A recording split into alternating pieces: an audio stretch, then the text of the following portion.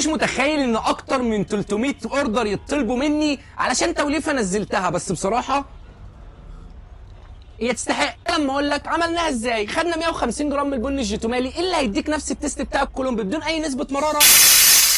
بطريحه القهوه كان لازم نلجا للحبشي، فخدنا 75 جرام من البن الحبشي. الواحد بيستمتع بالقهوه اما تكون كريمي، فحطينا 50 جرام من البن البرازيلي.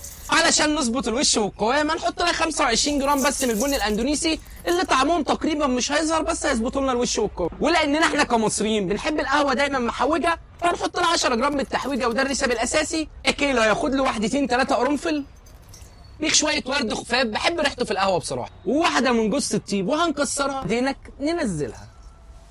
ومش هنساك يا صاحبي يا متجوز بعود جينسنج مزيت كده يظبط معاك الكلام ويديك طاقه وباور تدغدغ الدنيا.